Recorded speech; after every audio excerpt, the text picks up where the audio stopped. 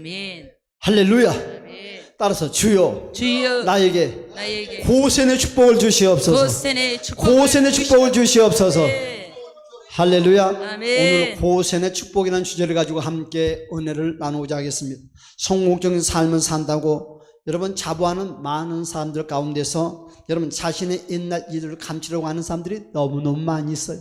잘 살았든 못 살았든 여러분 다양한 이유가 있을 수 있겠지만 드러내기 싫은 바로 어두운 시간들을 숨기고 싶어 하기 때문입니다.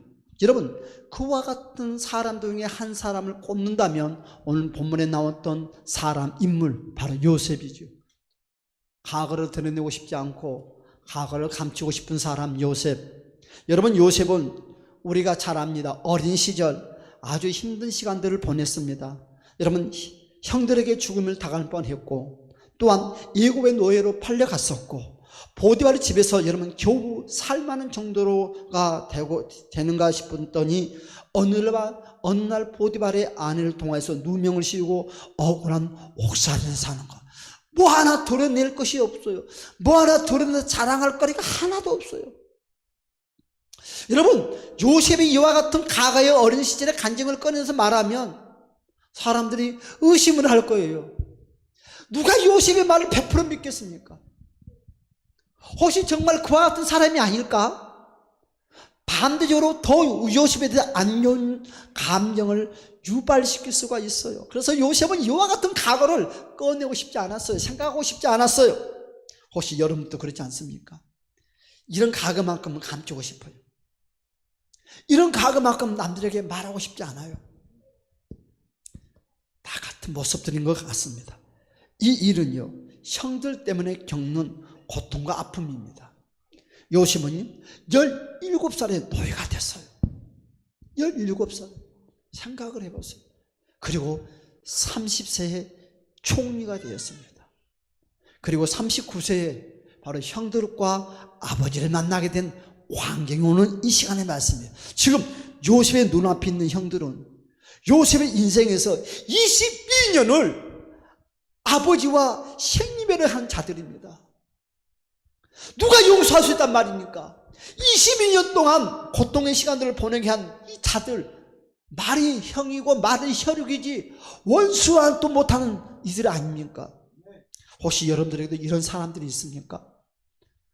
아버지 야곱을, 여러분 아비 야곱을 만난 요셉은 여러분 29절의 말씀 보니까 22년 동안 헤어졌던 아버지를 끌어안고 서로 목을 엇갈리면서 엉엉 우는 거예요.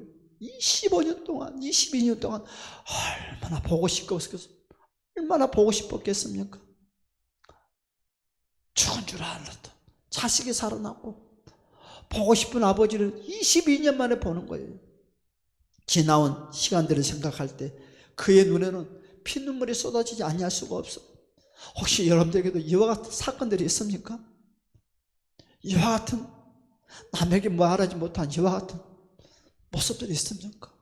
오늘 이 말씀을 통해서 위로받고 이 말씀을 통해 다시 한번 버릴 건 버리고 씻을 건 씻고 용서할 건 용서해서 믿음의 백성답게 다시 한번 우뚝 서시기를 주님 여러분 축복합니다. 여러분 아버지 야곱의 고백을 한번 들어볼랍니까? 오늘 30절의 말씀에 이와 같이 말씀을 하고 있어요. 다 같이 30절의 말씀을 한번 다 같이 한번 읽어봅시다. 시작. 이스라엘이 요셉에게 이르되 내가 지금까지 살아있고 내가 내 얼굴을 보았으니 지금 죽어도 족하도다. 이스라엘이 야곱이 요셉에게 이르기를 내가 지금까지 살아있었구나. 눈물을 흐르고요. 너가 이 시간까지 살아있었구나. 가슴만 묻고 있었던 자식이 살아있다. 가슴에 묻고 살았던 아버지의 그 심정. 죽어도 여한이 없대요. 그동안 요셉 때문에 얼마나 아버지 야곱은 가슴앓이를 하면서 살았겠어요. 가슴을 찢으면서.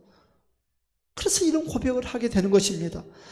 아무리 믿음이 좋은 요셉이라도 이런 지경을 만든 이 형들을 바라볼 때면 어떻을까요? 여러분들 같으면 뭐라고 말하고 싶어요? 뭐라고 말하고 싶어요?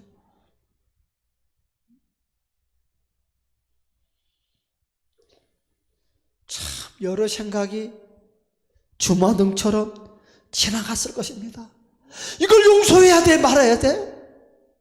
한번 쏙 붙여버리나? 한번 엎어버릴까?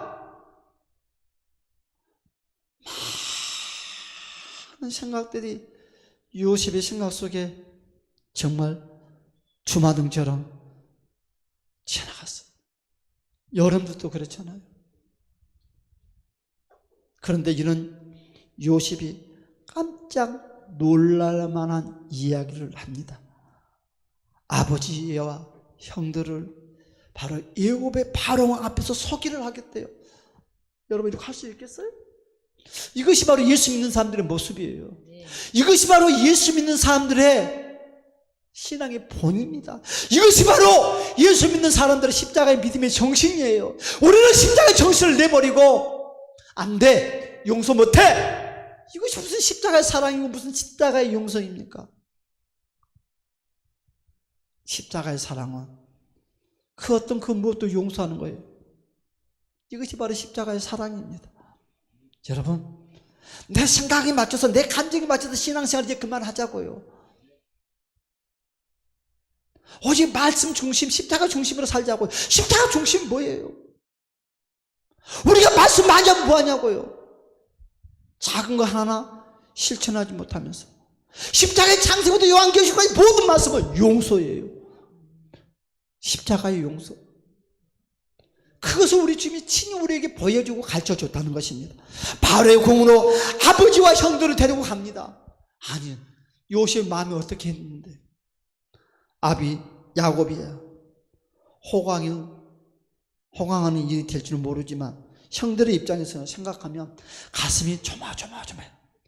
혹시 우리 죽이려고 끌고 가지 않을까? 여러분, 애굽 최고의 권세를 가진 요셉, 바로 왕 앞에서 지난 날을지라도 들먹인다면 바로 목을 치게 명령을 내리고 말 것입니다. 여러분, 이 형들은 안 간다고 할 수도 없고 아마도 형들의 고민이 이만저만이 아니었을 것입니다. 그렇죠? 그런데 요셉은 이런 당부를 합니다. 여러분, 우리에게는요 제일 필요한 것이 있어요. 예수 믿는 사람에게는 정체성. 정체성을 잃어버리기 때문에 우리가 곁길로 가는 거예요. 목사는 목사의 정체성, 장로는 장로의 정체성, 하나님의 백성은 하나님의 백성의 정체성. 그런데 우리는 이걸 잃어버려요. 내가 누군지를 모르고 살아. 내가 뭐 하는지를 모르고 살아. 왜 그럴까요? 나의 정체성을 깨닫지 못하기 때문에 그래요. 여러분, 첫 번째로 요셉은 자신의 정체성을 알고 깨달았고 지켰다는 거예요. 볼까요? 33절부터 34절의 말씀을 보면 이와 같이 요셉이 말을 합니다. 33절부터 34절 말씀 시작. 바로가 당신들을 불러서 너의 직업이 무엇이냐 묻거든 당신들은 이르기를 주의 종들은 어렸을 때부터 지금까지 목축하는 자들이온데 우리와 우리 선조가 다 그러하니이다 하소서. 예굽 사람은 다 목축을 가증히 여기나니 당신들이 고센 땅에 살게 되리이다. 그렇지. 요셉은 이렇게 말을 합니다. 예굽 왕 바로가 무엇을 하면서 살았느냐고 묻거든 직업이 무엇인지 묻거든 목축업을 했다고 꼭 말씀해 주세요. 봐요, 요셉은 미리 계산이 착착착 됐어요. 그러면 그 계산, 그 생각이 자기의 생각일까요? 아니라 하나님과 함께하는 생활, 세면 음성 가운데 순종하는 거예요. 요셉이 잘나고 똑똑해서 하는 것이 아니라 세면 하늘의 음성 가운데 순종을 하는 거예요. 우리가 필요한 세미한 하나님의 음성이 필요하다는 거예요. 애굽 사람은 다 목축업을 가증히 여긴대요. 애굽 사람들은 목축업을 하는 자들을 우습게 여겨요. 요셉은 이를 알고도 일부러 이 말을 하라고 하는 것입니다. 왜 그럴까요? 말이 안 되는 이야기입니다. 애굽의 총리 집안을, 여러분 가장 가증스러운 집안으로 가진 자들, 그렇잖아요. 양과 염소의 똥이라 치우는 자들이라고 말하라.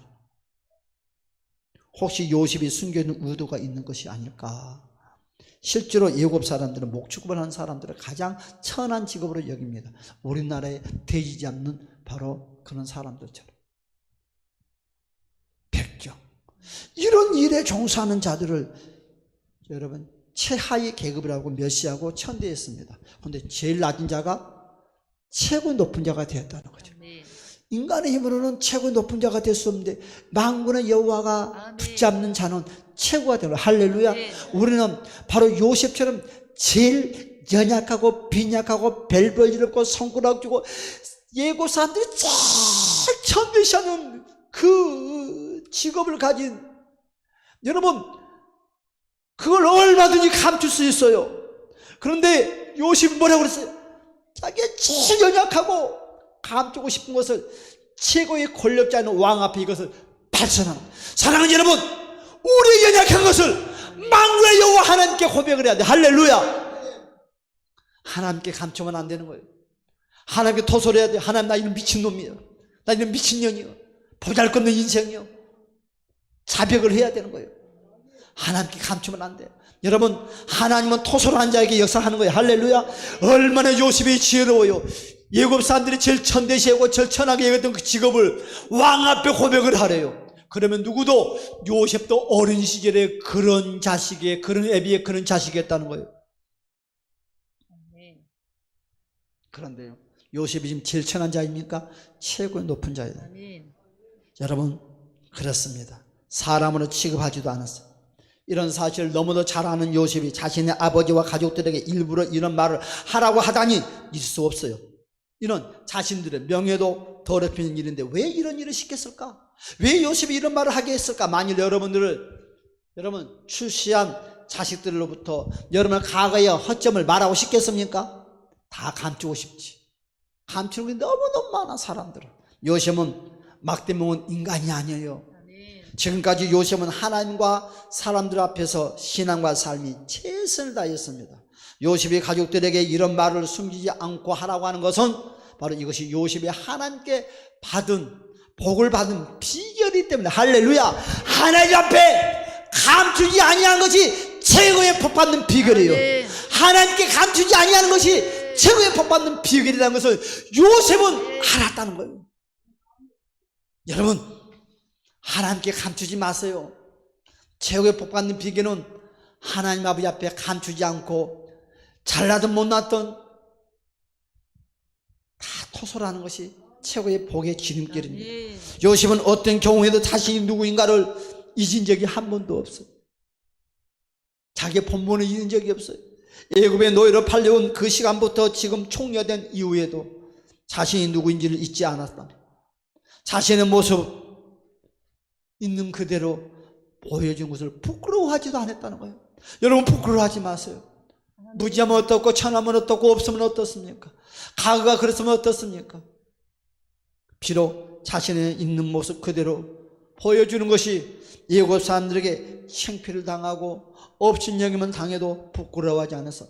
방금 전까지만 요셉을 보고 위대하게 받들었던 그들이 목축업, 철한 직업을 가진 자들, 손가락질을 얼마나 들을 수 있다는 것을 요셉도 알아요. 그러나 나는 정직한 자가 되리라. 누구 앞에? 만군의 여호와 하나님 앞에 정직한 자는 인간들에게도 정직해요. 하나님 앞에 거짓을 속인 자는 인간들에게도 거짓말을 하는 거예요. 모든 것은 하나님과의 관계에서부터 시작된다는 것을 주님의 이름으로 축복합니다. 하나님과의 관계가 풀어지면 인간의 관계도 풀어지만, 하나님의 관계가 꼬이면 인간의 관계도 꼬이고 물질도 관계고 건강도 꼬이고 다 꼬이는 거예요. 그렇습니다. 여러분, 요셉은 정체성을 지켜서 복을 받는 사람입니다. 그래서 그의 가족들도 정체성을 지켜서 복을 받게 하려는 요셉의 신앙. 한마디로 아버지도 형들도 이제부터는 정직하세요. 아버지, 내가 이 시간까지 살아남을 수 있었던 것은 하나님 아버지 앞에 정직했더니 사람 앞에도 정직하게 되고 하나님께 날 높여줬어요. 형들도 이제부터는 정직하세요. 정체성. 목사면 목사다운 정체성, 성도면 성도다운 정체성, 부모면 부모다운 정체성, 자식이면 자식이다운 정체성. 여러분, 직분의 정체성 잃어버리면 안 되는 거예요. 오늘날 많은 분들이 자신이 누구인지를 잃어버리고 사는 사람들이 많이 있어요. 현재 미래의 복이 온다는 것을 알게 하시는 하나님의 음성입니다. 아멘. 여러분, 다니엘을 아십니까? 다니엘서 1장 8절의 말씀을 보니까 바벨론 포로가 되어도 왕의 진미와 여러분 포도주로 말미암아 자기 몸을 더럽히지 아니하라. 여러분 다니엘은 포로로 잡혀갔어요. 얼마든지 핑계댈 수 있어요. 왜? 나라가 뺏겼잖아요. 그렇기 때문에 포도주를 먹으라면 마실 수밖에 없어 마셨어요. 우상이 섬기는 재물 먹으라면 먹을 수밖에 없어요. 내가 힘이 있어요. 안 먹으면 당장 죽는데요. 그래서 먹었어요. 얼마든지 변명할 수 있었지만 다니엘은 단호하게 끊었어요. 내 생명의 먹이 칼이 들어와도 나는 지금 만군의 여호와 하나님이 내 모습을 바라보고 있다는 것을 다니엘은 느꼈고, 우상에 들었던 재물을 어떤 경우 난 먹지 않겠다. 아무도 내 모습을 바라보지 아니한다 할지라도, 손가락질을 하지 아니한다 할지라도 지금 내 모습을 하나님이 보고 있다는 것을 그가 깨닫고 포도주와 진미를 먹지 아니했더라. 그랬더니 최고의 지혜자가 됐다는 거예요. 하나님은 그 정체성을 지킨 다니엘을 높여서 총리로 만들어줬어요. 여러분 모세는 어떻습니까? 히브리서 11장 24절의 말씀을 보았더니 바로의 공주의 아들이라 칭함을 받는 것을 거절하고 오히려 하나님의 백성과 고난받기를 택했도다. 주의 예수를 믿음으로 나에게 고통 환난이 와더라도 나는 세상의 지혜를 지는 그 길보다는, 나는 힘들고 고달프고 어렵고 배고파고 슬픔과 서러움과 고통과 아픔 속에 살아도 나는 예수님을 가는 그 길을 선택하겠노라. 할렐루야. 이것이 믿음 아닌가요? 이것이 바로 믿음의 정체성이 아닌가요? 겉으로는 예수를 믿는다면서도 믿음의 정체성을 버려버리고 내 유익을 추구하고 내 방법을 추구하고 세상 걸 추구한다는 것은 신앙의 정체성이 아니라는 거지. 여러분 그렇습니다. 이것이 모세를 출애굽의 지도자로 세운 비결입니다. 여러분 크게 두 번째로 고센은요 하나님이 숨겨준 축복의 땅입니다. 사랑하는 여러분, 하나님 우리에게도 고센에, 여러분 하나님이 숨겨준 고센의 축복의 땅이 있다는 것을 주님 이름으로 축복합니다. 바로가 요셉과 그의 가족들을 목축업으로 하는 자들이란 말을 듣고 멀리 고센 땅으로 여러분 그들을 보내버렸다. 하지만 고센 땅은요 하나님께서 요셉과 그의 형제들을 위하여 준비해 놓으신 숨겨진 축복의 땅이 있다는 거죠. 세상 사람들은 천한 직업을 하는 자들이 사는 곳, 그렇지만 하나님은 그 천한 곳이 아니라 축복의 가나안 땅이라는 거죠. 고센은 우연이 아닙니다. 하나님께서 미리 준비해 두신 축복의 땅입니다. 사랑하는 여러분, 사막 같은 고센이 있습니까? 여러분 아픔의 고생이 있습니까? 여러분의 환경이 고생입니까? 하나님이 함께함으로 그 고생이 저주의 고생이 아니라 축복의 고생이 된다는 것을 주님의 이름으로 축복합니다. 여러분 우리는 기억을 해야 돼요. 하나님은 요셉과 그의 가족들이 목축업 즉 정체성을 잃지 않았기 때문에 고센의 축복을 부어줬다는 것입니다. 고센 땅은요 한마디로 애굽에서 볼 수 없는 최고의 땅, 최고의 보배의 땅이었습니다. 애굽이 여러분 잊지 알지 못하는 하나님의 사람들을 위하여 예비해 두신 숨겨둔 축복의 장소. 여러분 그렇습니다. 고센은요 어떤 땅이길래? 여러분 공급의 축복이 있는 땅. 따라서 합니다. 공급의 축복이 있는 땅. 고센은 하나님께서 예비하는 공급의 축복이 있는 땅. 무엇이든지 생산할 수 있는 기름진 땅, 공급의 축복입니다. 여러분 그러면 애굽이라는 곳은요 약 95%가 모래로 되어 있습니다. 모래. 축복 땅이 아니에요. 아무 것이나 쉽게 생산이 안 되는 것입니다. 아주 건조한 땅입니다. 하지만 고센은 100% 천연 자연으로 이루어진 기름진 땅이에요. 나일강이 범람하면서 애굽 전역에서 흘러내려온 쓰레기들이 고센 땅에 차곡차곡 쌓여서 그 어느 땅보다 기름이 넘친 땅, 그래서 기름진 땅이라 합니다.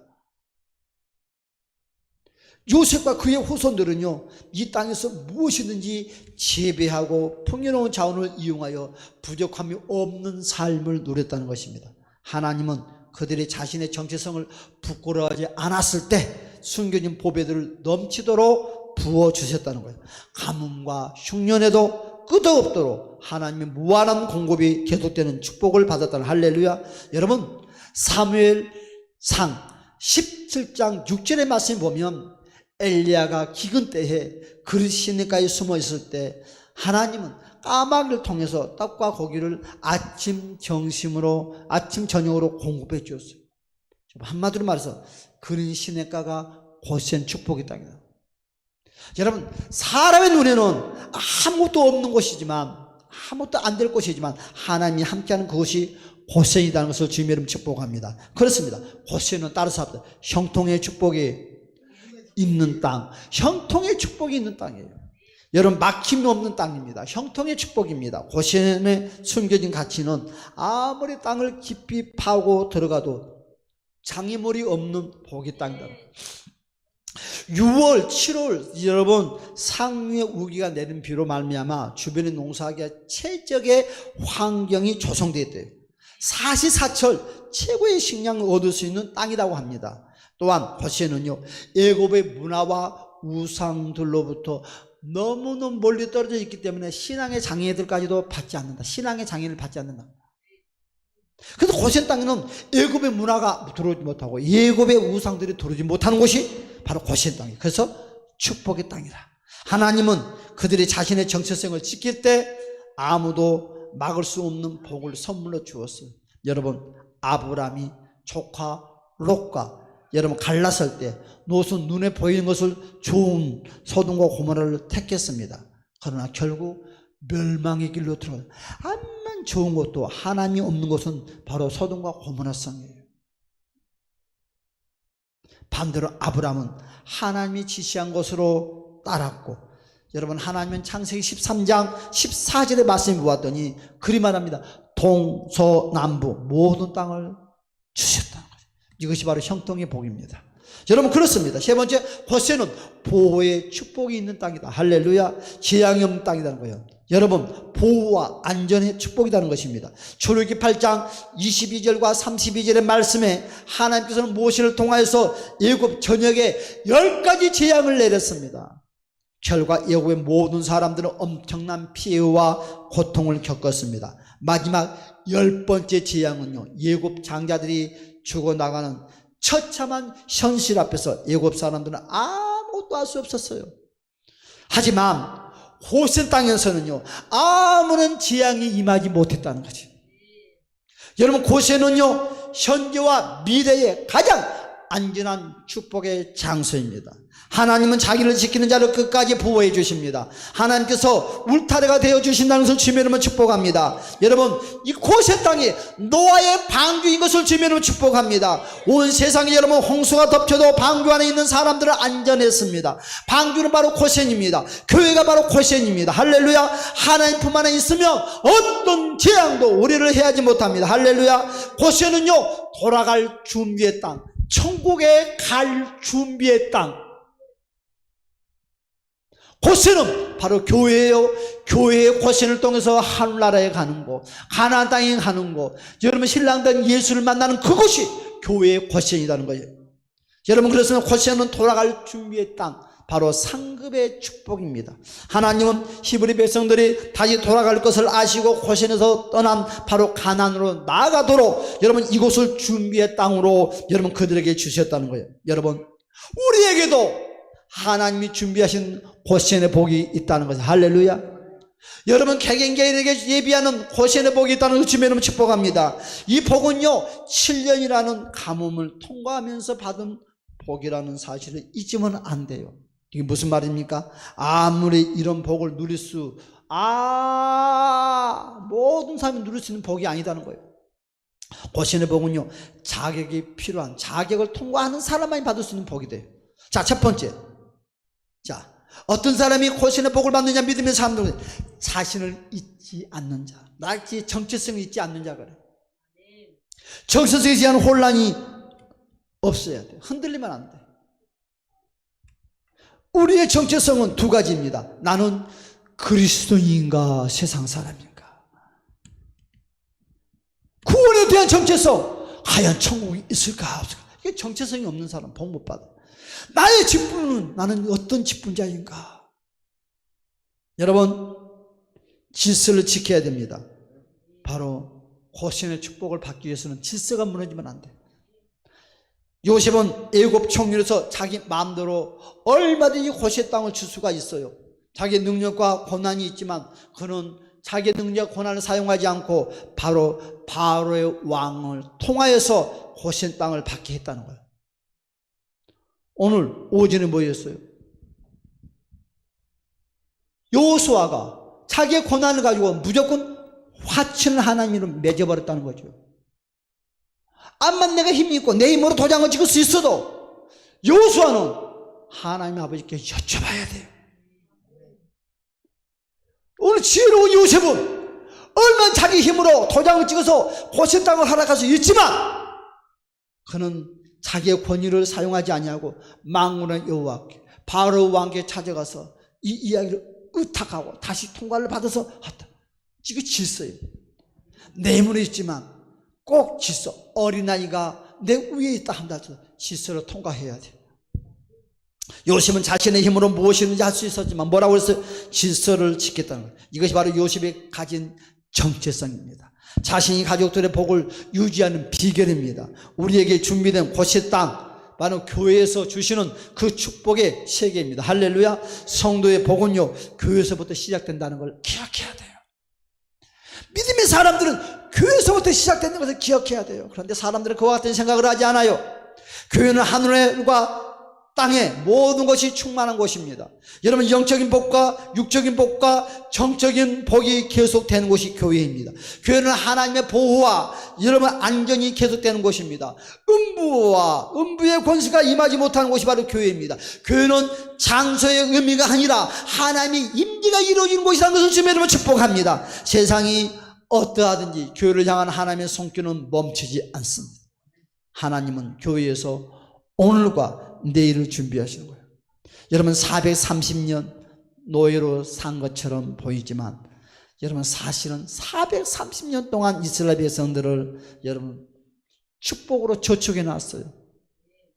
우리의 현실과 성김은요 하나님의 복을 저축하는 시간입니다. 자, 결론 맺겠습니다. 세상은 고시원을 멸시하지만 하나님은 고시원을 축복의 땅으로 준비해 두었다는 것입니다. 세상은 우리를 우습게 볼지라도 우리가 정체성을 지키고 있으면 교회를 붙잡으면 여러분 하나님은 오늘도 고시원의 축복을 음으로 양으로 부어준다는 거죠. 오늘 하나님이 예비하신 고시원의 축복, 공급의 축복, 형통의 축복, 보호의 축복, 그리고 천국을 향한 준비, 신부로서 신랑 맞이할 준비의 축복이 여러분 가정과 교회에 임하시기를 예수 그리스도 이름으로 간절히 축복합니다. 하나님께 영광을 돌립시다. 할렐루야 아멘.